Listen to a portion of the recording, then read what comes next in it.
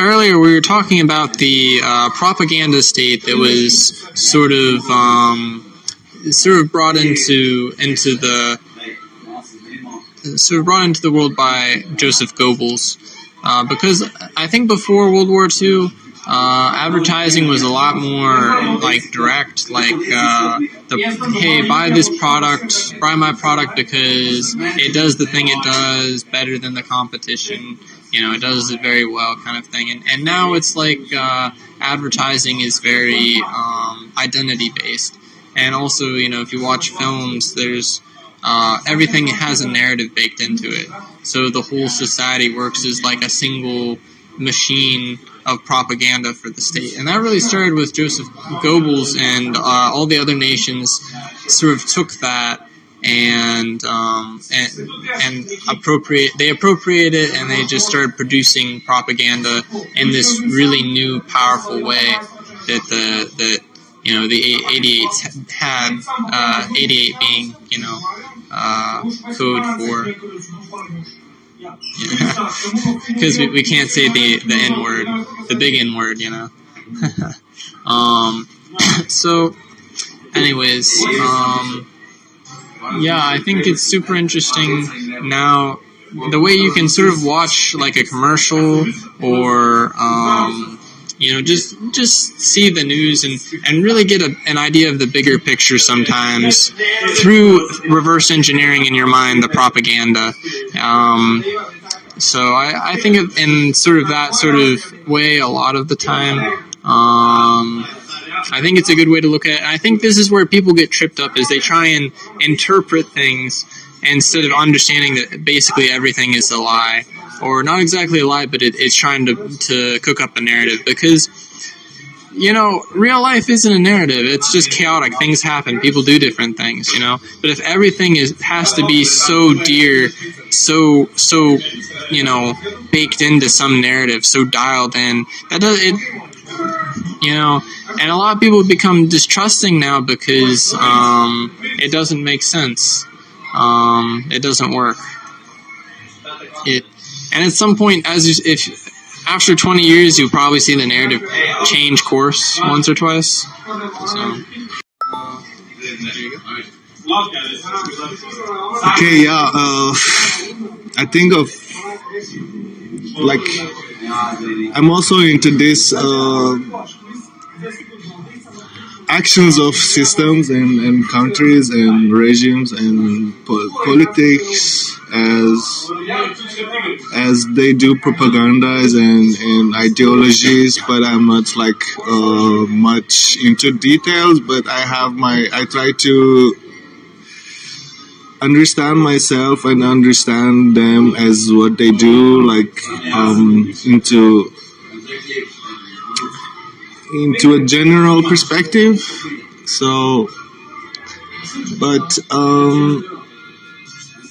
so I'm from a dictatorship that it's a big concern that how it's made up and how it is became a reality, to have dictatorships in the world, in such amazing world that we are in, and then having such ridiculous and nonsense big happenings, having the system that is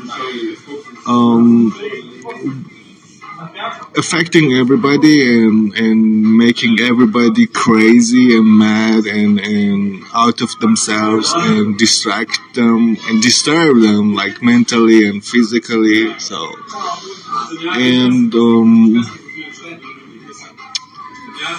let's talk about it more.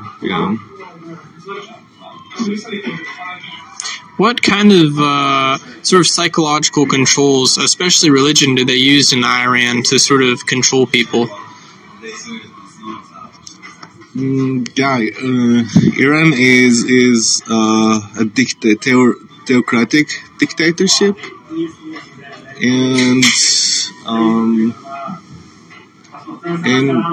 I mean, what kind? It's the name is just what's the ideology they do, and the religion they do is some sort of Islamic religion, and it's called like Shiites. Um, and in my opinion, it's really, really disturbing to human in a sense that they make human less human, and the person or the individual becomes something of the ideology and not themselves. And I mean, yeah, and then it becomes a cold war because it's a subconscious thing and then conscious thing, so they distract consciousness because we are a receiver of thoughts, and we have to have a great core of ourselves to receive what is for us, but then everybody is distracted in their core and in their consciousness to really receive what the ideology wants to.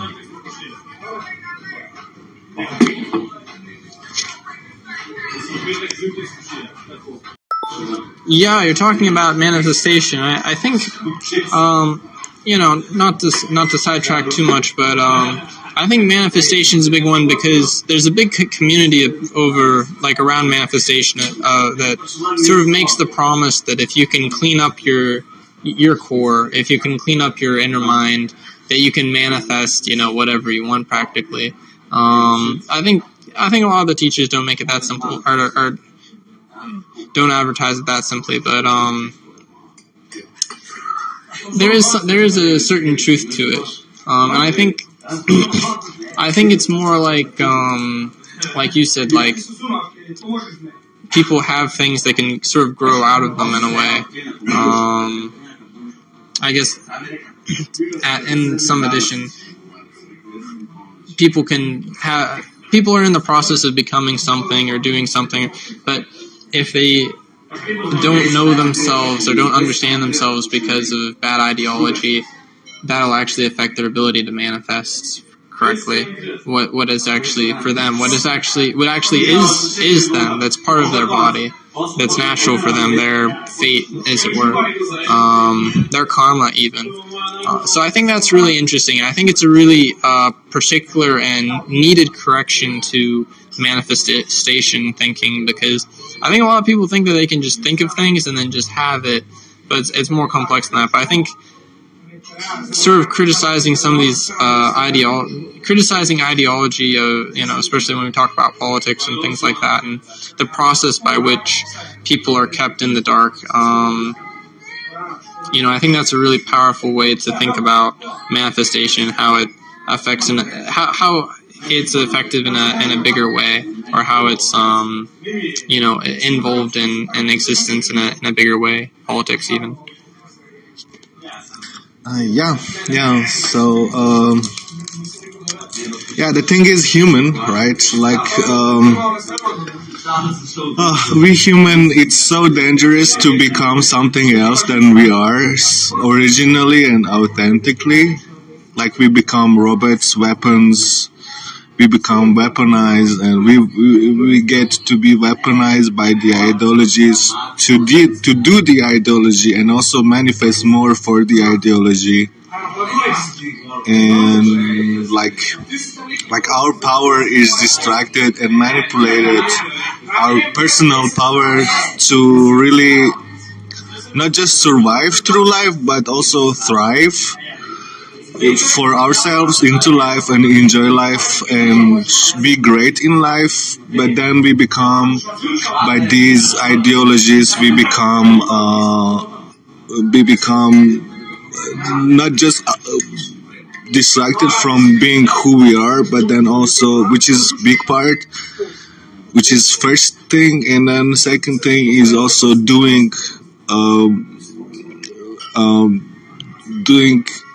what is benefiting the ideology, or empowering. Instead of empowering ourselves, then we are empowering the politicians and governments and their ideologies to remain, to stay, and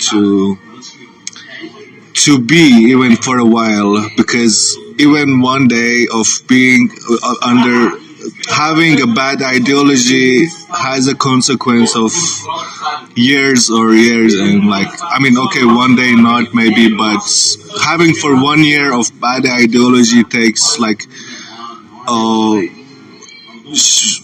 first of all need to be understood and realized, and then pointed out, and then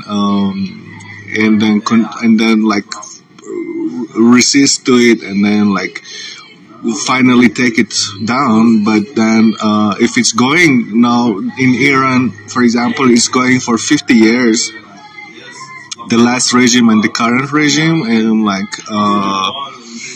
and they have a 50 years of being there, and then making the structures, making the ideology, distracting people, gathering people, making people in same thing, making each individual same thing for the ideology, for the benefit of the ideology. Like they go to through religion, they do their own practice, religious practices, which is to empower the leadership is there, like, because the leadership is introduced as the man of God, and then the God is created for the people, and then so it's all connected, like metaphorically and into reality of the country and the society and the culture and the people, and it has a lot of consequences of people being dehumanized, demonized, because it's just one god and then billions of demons, or like they say, okay, like 1,000 demons, but I feel like they can create all the time of the entities into this metaphor and the ideology, and like if it's not gonna be stopped and then realized and noticed and stop, yeah, and take and destroy it, yeah. Destroying the ideology is important because it's destroying the humanity.